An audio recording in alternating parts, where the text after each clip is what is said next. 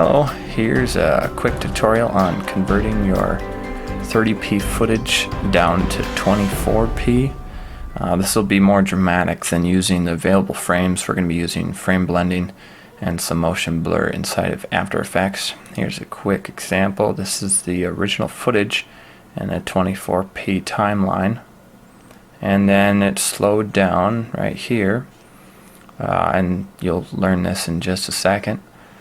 I don't think this is the greatest example with the horizontal lines and extreme detail in the background, but some may consider that a better example of the abilities inside of After Effects.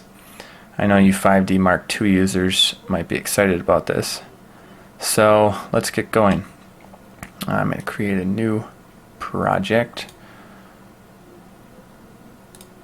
and new composition, or we'll call this 30p to 24p, and you want to make sure the dimensions are your footage dimensions, and your duration should be, I usually make it twice as long or longer. I'll just make it 27 seconds here. And then you're going to take your footage and drag and drop, if I can find it. I believe it's this one. Yeah. And this is actually upside down because I had it on my tripod, so we're going to quickly flip that around 180 degrees. And let's say right here, hold down shift to snap it to the slider. If you don't hold down shift, it can be kind of hard. Alright, so all you need to do, right click, time stretch, and this can be kind of confusing for some people, so I'm going to run through it really quick in good old Windows calculator. Okay, so you have 30p footage and you want to slow it down. Well, we're going to pretend that the 30p footage is 60p. So 30p is 29.97 frames per second. We're going to multiply that times 2.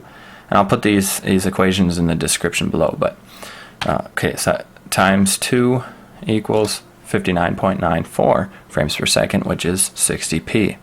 Okay, so now we're going to divide that by your composition frame rate, which for this example is 24p. 23.976 equals 2.5, and all you have to do is add 2 decimal places to it, so it's going to be 250%.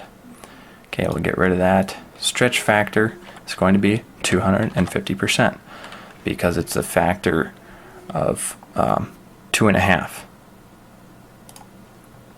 And you can see that every other frame is repeated.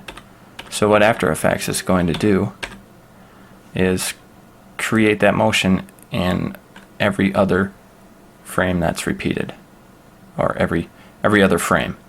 So what we need to do, turn on frame blending, make sure it's a / for good quality, motion blur, and remember to turn on the global frame blending and motion blur icons, otherwise it won't work. And that's it. We'll do a quick RAM preview, and a little slow. It's a huge file full of detail, so you can see there it's slower. Depending on your example, it'll look better. So that's all there is to it. Remember to keep a higher shutter speed, maybe 120 to 250th of a second, and that's about it. Thanks for watching.